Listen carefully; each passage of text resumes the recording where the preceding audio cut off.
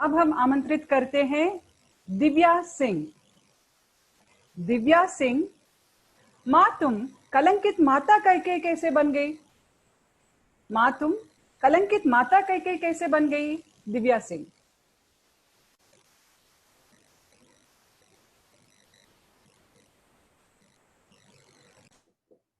Can I start?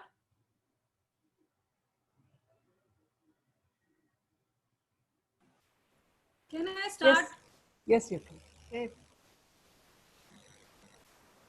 माता भारत को कलंकित केकई बनने के लिए किसने मजबूर किया? नमस्कार और हमारे स्वतंत्रता दिवस की हार्दिक शुभकामनाएं सभी टोस्ट मास्टर्स, जजेस और सभी आए अतिथिगणों को। भारत माता को कलंकित केकई बनने के लिए हमने मजबूर किया। ये बात सोच सोचकर मैं रात भर सोई नहीं। जिस दिन मैंने एक सपना देखा, वो सपना था या हकीकत या आने वाले इतिहास की कहानी, इन तानों बानों में मैं उलझी रही। उस सपने में एक 6 साल की बच्ची ने माता भारत से पूछा, माता, आज इस स्वतंत्रता दिवस के पावन दिवस पे आज तुम्हारा हर बच्चा घरों में कैद है, कोरोना का शिकार हो रखा है, लेकिन तुम फिर भी इतना मुस्कुरा रही हो। कितनी कठोर हो, कितनी निर्दयी हो। माँ हंसी और बड़े प्यार से बोली, बेटा, माता केकई, राम की माँ, वो सभी माताओं में राम को सबसे ज्यादा प्यार करती थी। तब बेटी बोली, अरे माँ, अगर वो सबसे ज्यादा प्यार करती थी तो जरा मुझे ये बताओ कि उन्होंने उन्हें बनवास क्यों भेजा? तब माता बोली, बेटा, केकई सिर्फ राम को भगवान बनते देखना चाहती थी। राम के भगवान का सफर उस बनवास में था, वहीं पे रावण के वध का स्रोत भी था। बेटा, ये निर्णय सुनाने के लिए राम की हर माताओं को ये जिम्मेदारी दी गई थी, लेकिन राम की हर माता उनके साथ स्नेह और इतिहास में लगने वाले कलंक को देख पा रही थी, लेकिन केकई ने उस कलंक को नहीं देखा। केकई ने राम को भगवान बनते देखा। और यही वजह है बेटा कि आज ये भारत माता कलंकित केकई बन गई। मैं तुम्हें 3 कारण बताती हूँ। पहला, बेटा, जब तुम उन्नति करने लगे, जब मेरे बच्चे उन्नति करके विदेशों में जाने लगे, मैं बड़ी खुश हुई।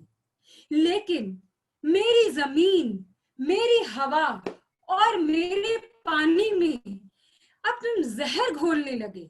मुझे घुटन होने लगी बच्चे, लेकिन मैंने कुछ नहीं कहा। लेकिन जब यही जहर बच्चों को, छोटे छोटे बच्चों को कैंसर ग्रसित करने लगा, उन्हें नई नई बीमारियां देने लगा और मुझे इस भारत का भविष्य अपाहिज नजर आने लगा, तो मैंने कलंकित केकई बनने का निर्णय लिया।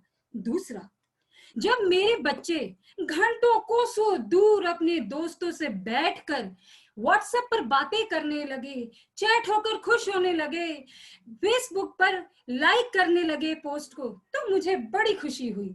लेकिन उनके घर में ही 1 मीटर की दूरी पर बैठा बच्चा अपने माँ बाप से बात करने के लिए तरस गया। वो घर में माँ बाप के होते हुए भी अनाथ हो गया।